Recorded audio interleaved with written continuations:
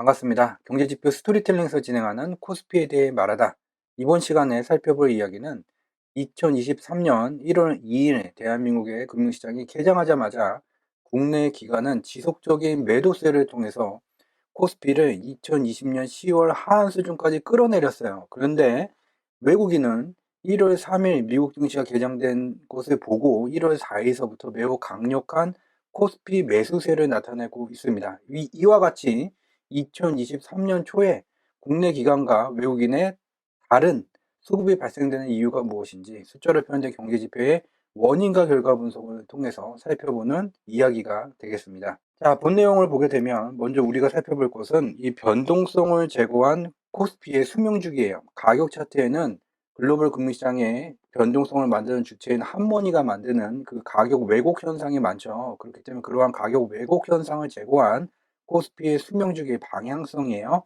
수명주기는 제일 밑에서부터 태동기, 성장기, 성숙기, 쇠퇴기로 구성이 되게 되고, 태동기를 넘어서게 되면 쇠퇴기까지의 상승세가 진행이 되며, 쇠퇴기에 도착하게 되면 새로운 생애를 만들기 위해서 소멸하는 것이 아니라 출발했던 태동기로 귀향하는 윤회 과정이라는 게 진행이 되게 돼요.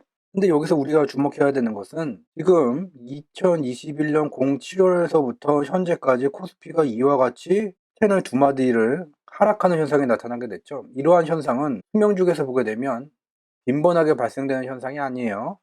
자, 이 시기에 2000년 초에 글로벌 닷컴 버블 붕괴 현상이 나타나게 됐을 때 이러한 현상이 나타나게 됐고, 또 2008년도에 세계 부동산 버블 붕괴, 서프라임 모기지 글로벌 금융 위기 시기 때 이와 같은 현상이 나타나게 됐고, 최근에는 2020년 코로나19 감염 확산으로 세계 경제가 멈춰섰을 때 이와 같은 현상이 발생되게 됐어요. 근데 09월까지 무슨 일이 벌어지게 된 겁니까? 이유가 없죠? 이유를 찾아보기 위해서는 유일한 이유가 미국이 고물가가 진행되고 있는 중이고, 이에 따라서 실물 경제가 침체되게 되는 스태그플레이션이 진행되고 있을지도 모른다, 또는 스태그플레이션이 다가왔다와 같은 스태그플레이션 공포라는 게 국가지수를 끌어내리게 되는 역할을 했어요. 근데 여기에 숫자로 표현된 경제지표를 보게 되면 2021년 9월서부터 2022년 3월까지 미국의 물가가 고물가를 나타나게 되고 8.5%까지 치솟게 되고, 이에 따라서 검정선을 나타낸 미국의 기업이익이 다소 상승세가 둔화되는 현상이 나타나게 됐죠. 요거를 갖고 글로벌 금융시장에서 변동성을 만드는 주체인 한머니는 스태그플레이션 공포로 연결한 거죠. 자, 이거 봐라. 물가가 이와 같이 급등하는데 미국이 아무런 정책 대응을 하지를 않고, 이에 따라서 미국 기업 이익마저 침체되게 된다. 이게 바로 스태그플레이션 공포다. 그런데 우리가 주목해야 되는 것은 스태그플레이션이다 아니다를 판단하기 위해서는 미국 경제가 불경기가 진행되고 있냐 호경기가 진행되고 있나 이거를 판단을 내려야 되고, 이것은 감각에 의해서 하는 게 아니라 명확하게 이 미국의 실업률을 통해서 판단할 수 있다는 거죠. 미국의 경기가 불경기다, 실업률이 5%를 넘어서 10%로 진입하는 순간이 불경기고, 호경기다, 얘는 4%에 가깝고 4%를 하회하게 되면 호경기인 거죠.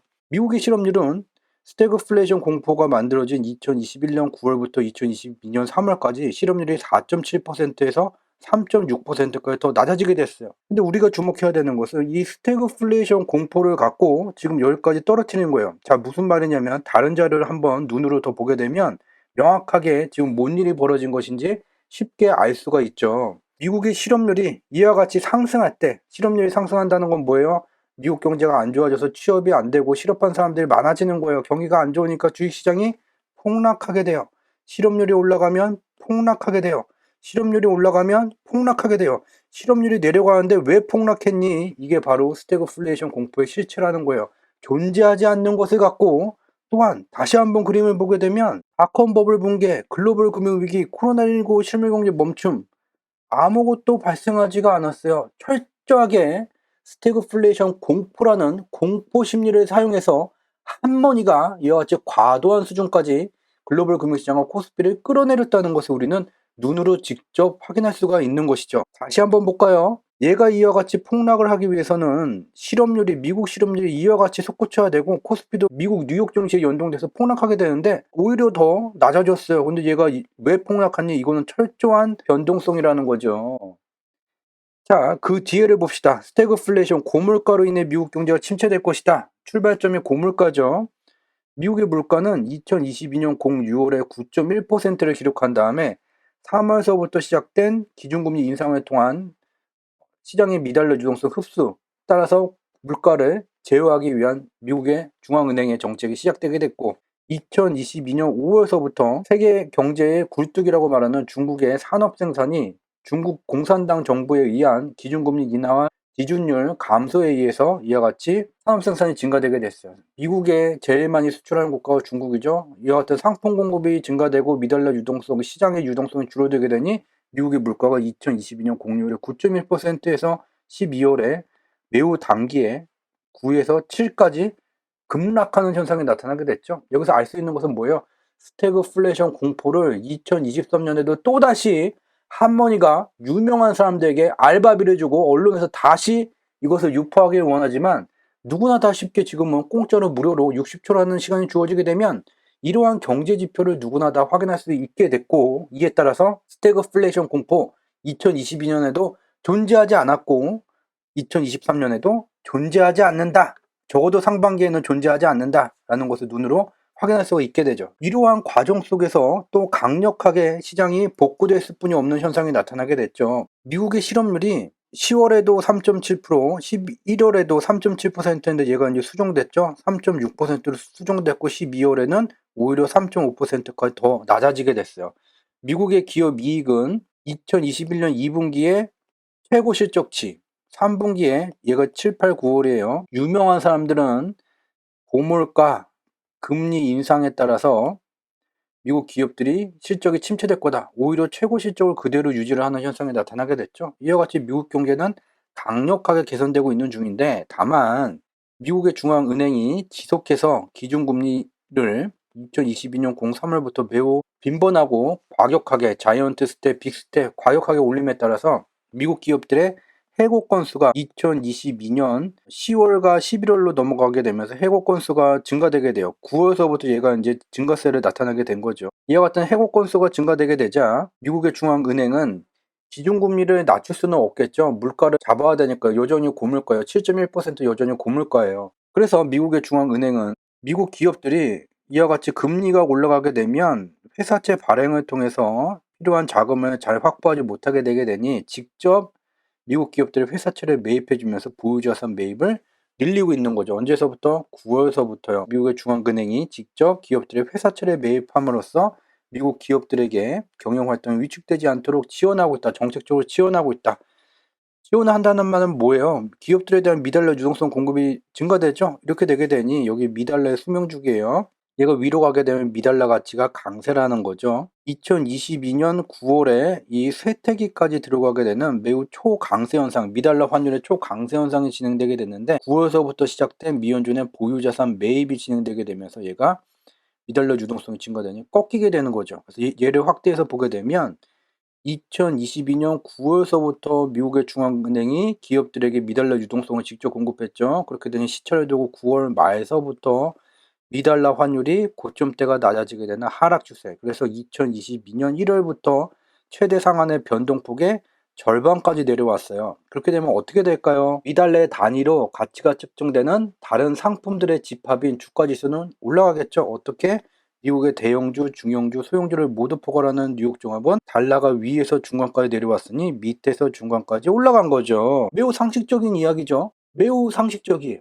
다만 여기에 변수가 있어요. 나스닥은 뉴욕 종합이 올라가는 것처럼 따라가다가 다시 내려오게 됐죠. 왜? 나스닥에는 할머니가 늘상 주가를 변동시키기 위해서 자주 사용하게 되는 빅테크 시가총액 상위 종목들, 애플, 구글, 테슬라 같은 개들이 들어가 있어요. 얘네를 사고 팔고 팔아서 시장의 주가를 왜곡시키는 현상을 만들어요. 그에 따라서 얘는 여기 와 있지만 미달러가 가치가 떨어지는 거에 필요해서 미달러의 단위로 가치가 측정되는 상품들이 똑같이 올라가는 게 매우 상식적이죠. 근데 국내 기관은 2023년 1월 2일 대한민국의 금융시장이 개장되자마자 계속해서 코스피를 10월 하한 수준까지 나스닥과 같이 끌어내리는 노력을 했어요. 왜? 2022년에 공포에 쩔었거든요. 폭락도 경험했고 계속해서 기업들이 안 좋을 거라는 유명한 사람들이 말하니까 쫄아서 밑으로 끌어내린 거죠. 또한 국내 기관이 모르는 게 또 있는 거죠. 자, 2022년 9월서부터 미달러 가치가 약세 전환으로 되게 되고, 따라서 미달러 대비 원화 환율이 녹색선인데 얘도 밑으로 떨어지게 되면서 원화 가치 강세 현상이 아무렇게나 일시적으로 발생된 것이 아닌 원인과 결과에 의해서 추세적으로 진행되고 있는 거죠. 원화 가치가 이와 같이 추세적으로 강세를 나타나게 되면 삼성전자의 주가는 올라가게 되죠. 원화 가치가 여기서부터 여기까지 강세를 나타나게 되는데 삼성전자가 시장 왜곡으로 안 올라간 것처럼 보여요. 결국에는 올라갈 수뿐이 없다라는 것을 우리는 알 수가 있고, 자, 이게 2023년 대한민국에 개장됐을 때 1월 2일이에요. 국내 기관의 금융투자는 이와 같은 인가 분석 시스템을 갖추지를 못했으면 무조건 나스닥을 보고 나스닥처럼 얘를 10월 하한 수준으로 끌어내려야 됩니다. 1월 3일에도 나스닥과 같이 10월 하한 수준까지 코스피를 끌어내려야 됩니다. 고평가되어 있습니다. 얘를 이렇게 끌어내린 거죠. 근데 우리가 앞에서 살펴봤었던 이와 같은 경제지표 실적들이 왜 변화되는지를 거대 자금을 운영하는 한국과의 중앙은행보다 더 많은 자금을 운영하는 글로벌 투기 자금을 통칭해서 부르는 핫머니들은 알고 있는 거죠. 따라서 1월 2일과 3일 국내 기관 금융투자가 코스피를 10월 하한 수준 가까이 끌어내렸는데, 이러한 내용을 알고 있는 외국인은 매우 강력한 코스피에 대한 매수세를 나타내게 되면서 단박에 1월 2일과 3일 국내 기관, 그 속에서도 금융투자가 나스닥과 같이 코스피를 10월 하한 수준까지 끌어내린 것을 위로 올려 세운 거죠. 여기까지가 오늘 준비한 이야기가 되겠습니다. 행복 가득한 시간 되시기 바랍니다. 고맙습니다.